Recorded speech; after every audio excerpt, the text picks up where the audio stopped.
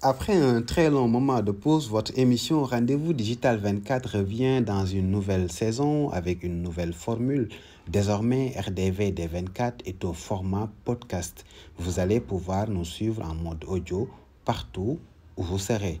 Nous expliquons, analysons et commentons l'actualité en lien avec le digital au Sénégal, en Afrique et dans le monde. Je m'appelle Muntaga Sissé et j'ai le plaisir d'animer ce podcast.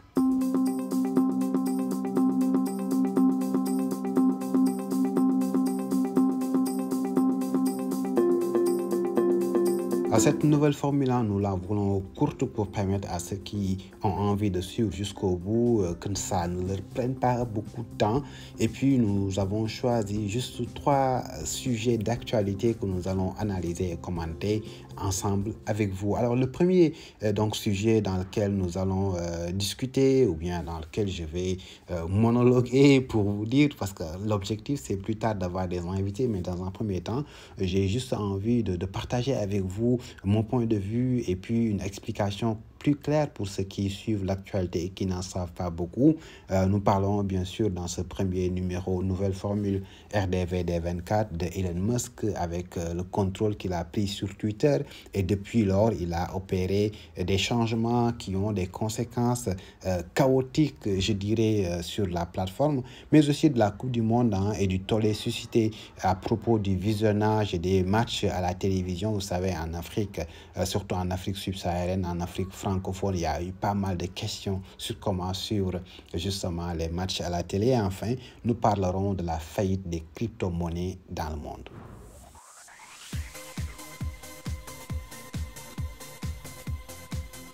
Vous le savez sans doute, Elon Musk est le nouveau patron de Twitter. Il a pris le contrôle depuis le 27 octobre dernier. Nous n'allons pas revenir sur tout le processus d'acquisition de Twitter, mais ce qu'il faut retenir, c'est que depuis cette date, des décisions ont été prises par Elon Musk.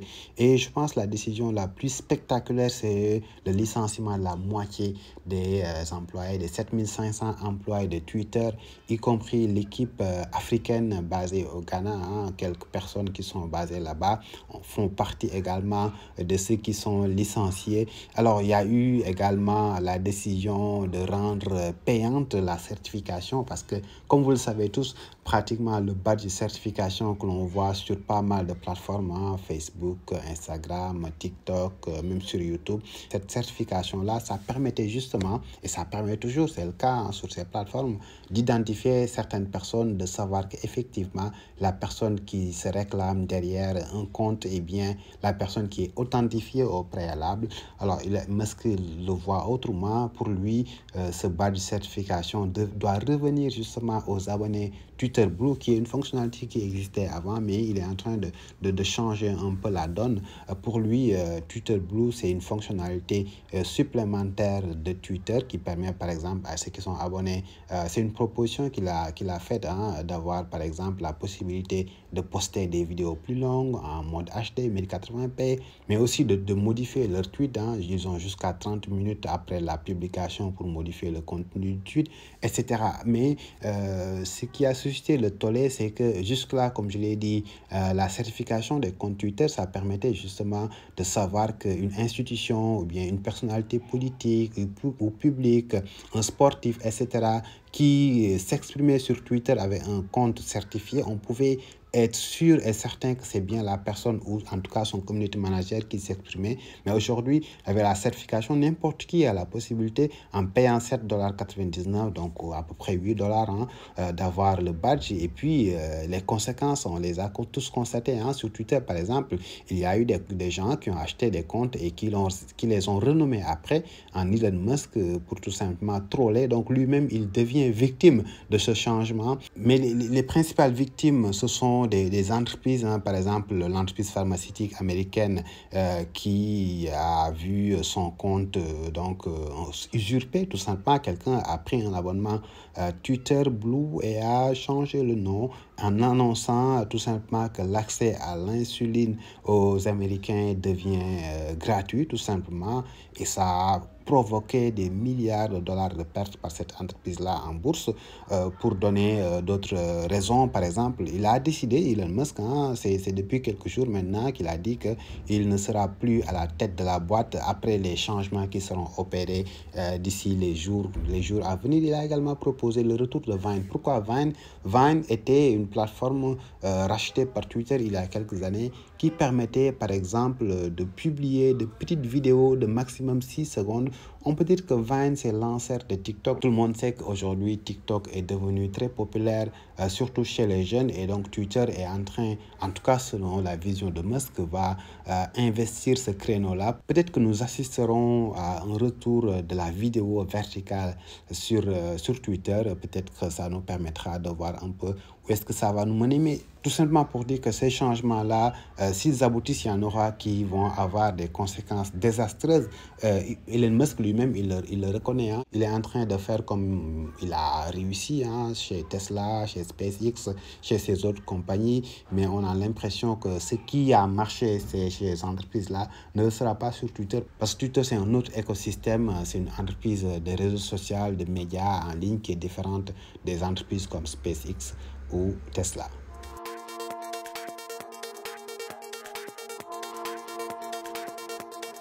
La Coupe du Monde, nous y sommes, Qatar 2022. J'avais fait une publication il y a quelques jours sur mon profil Facebook et mon compte Twitter et j'ai vu énormément de réactions parce que j'avais constaté qu'en fait, pas mal de personnes qui faisaient d'autres commentaires sur des plateformes de médias ne comprenaient pas comment ça fonctionnait parce qu'il y a eu des changements. Comme vous le savez, hein, cette année, Canal, qui faisait partie en tout cas des plateformes les plus suivies, des bouquets de chaînes de télévision les plus suivies pour le sport en Afrique, surtout en Afrique de l'Ouest, n'est pas détenteur donc des droits de télé. Donc c'est une autre société, Nuwo TV, comme vous le savez, on l'a déjà dit, hein, qui détient les droits et qui a revendu une part de ses droits à des chaînes de télé locales. Nous ne reviendrons pas sur ça. Mais pourquoi je reviens sur ce sujet? Pour juste préciser deux choses. Par exemple, pour ceux qui sont au Sénégal ou en Côte d'Ivoire ou bien dans d'autres pays, vous pouvez bien sûr toujours regarder les 28 matchs. Alors, ce qu'il faut savoir, c'est que depuis quelques années, c'est comme ça. Hein, les chaînes sur le canal gratuit ne diffusaient pas tous les matchs des compétitions. C'est le cas depuis quelques années maintenant. Ce sont plutôt les chaînes sur le canal payant, donc avec des bouquets payants sur lesquels les gens pouvaient regarder l'intégralité des matchs. Peut-être que les gens ne s'en rendaient pas compte parce qu'ils étaient abonnés canal et qu'ils le voyaient. Mais cette année, c'est un peu différent. Ce qu'il faut savoir, c'est que puisque Canal ne diffuse pas, il y a d'autres alternatives hein, qui existent. Par exemple, le fait de regarder l'intégralité des matchs via les IPTV. Mais comme je l'ai dit dans ma publication, les IPTV ne sont pas une garantie totale parce que tout simplement, il y a pas mal de barrières pour justement être à l'aise dans le suivi des matchs via l'IPTV. Déjà, il faut une connexion Internet continue et en bonne qualité. Il faut que derrière le diffuseur ait un serveur capable de streamer normalement pour qu'il n'y ait pas de temps de latence. Mais aussi, avec le temps de latence, c'est que si vous avez un voisin à côté qui regarde la télé via la TNT, peut-être voilà, il aura une minute d'avance sur vous. Pour certains, ce n'est pas en tout cas une bonne chose de constater, de voir, d'assister à ça quelques secondes ou une minute après, alors qu'à côté, tout le monde a crié.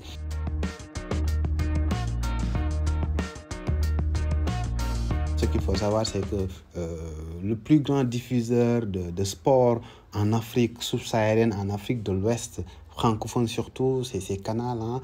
On a tous constaté que Canal Plus Afrique, par exemple, n'a pas obtenu les droits de diffusion et donc les gens se tournaient à gauche, à droite pour savoir quelle formule adopter. Déjà, il faut retenir que les chaînes de télévision locales diffusent les matchs. Par exemple, si vous êtes au Sénégal, eh bien, la RTS, la radio-télévision sénégalaise, va diffuser donc les 28 des 64 matchs. Bon, ce n'est pas tous les 64 matchs, hein, malheureusement, pour certains. Mais ce qu'il faut savoir, c'est que ça a toujours été passé comme ça, en tout cas ces dernières années.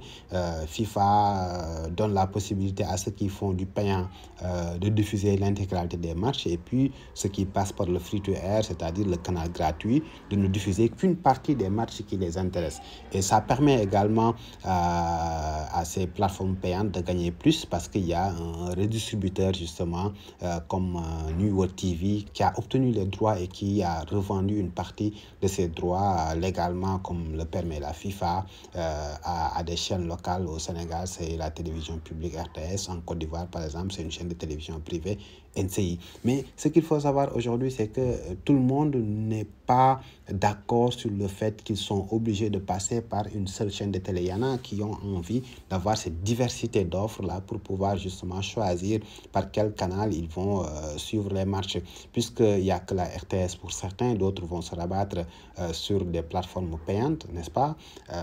Par exemple, chez Wido, qui est une plateforme payante qui passe par Internet, c'est ce qu'on appelle les OTT, les over-the-top, qui permettent justement de regarder. D'autres personnes également vont choisir de passer par les IPTV, mais comme je l'ai dit, les IPTV ne sont pas une garantie totale, une garantie exclusive, parce que tout simplement, il y a quand même des problèmes qui peuvent survenir pendant le visionnage d'un match via IPTV. Si toutes les personnes qui se connectent sur un seul serveur, eh bien le serveur peut se crasher à tout moment, ou bien si vous n'avez pas une connexion stable, une connexion de très bonne qualité, là aussi ça peut poser problème. Mais aussi il y a la formule multi-choice, donc via le bouquet des STV. Multi-choice a obtenu les droits, mais les matchs normalement doivent être diffusés en anglais. Voilà, donc il y a pas mal de choix qui sont offerts, même s'il n'y en a pas plus qu'on pouvait en espérer, il faut le dire comme ça. Mais voilà, il y a une possibilité pour les gens de choisir justement la plateforme qui s'adapte le plus à leurs besoins pour justement suivre les matchs de la Coupe du Monde. Espérons que le Sénégal ira très loin dans cette Coupe du Monde.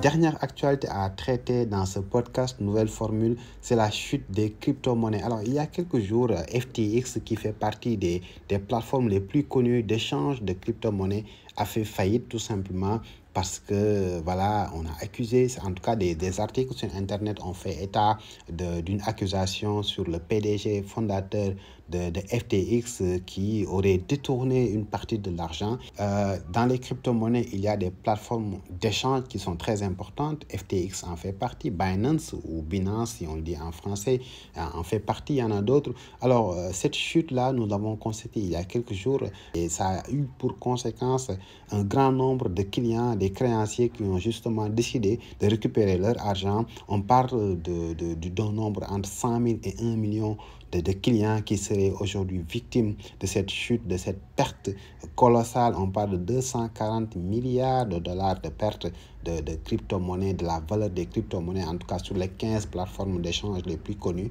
depuis quelques jours. Alors, c'est une information à suivre de très près sur l'avenir des crypto-monnaies dans le monde. Dans les prochains numéros, nous reviendrons certainement sur ça. Et ceci marque la fin de ce numéro nouvelle formule de votre podcast RDV des 24. Si vous avez aimé ce podcast, merci de bien vouloir le partager ou nous donner votre avis sur votre plateforme d'écoute. Je rappelle que RDV des 24 est disponible sur vos plateformes préférées de podcasting, Google Podcast, Apple Podcast, Spotify, Anchor.fm ou sur le site digital24.tv. Retrouvez-nous également sur les réseaux sociaux et les médias sociaux également, Twitter, Facebook, LinkedIn, YouTube, etc. et sur toutes vos plateformes. Merci à toutes et à tous de nous avoir suivis et à la prochaine.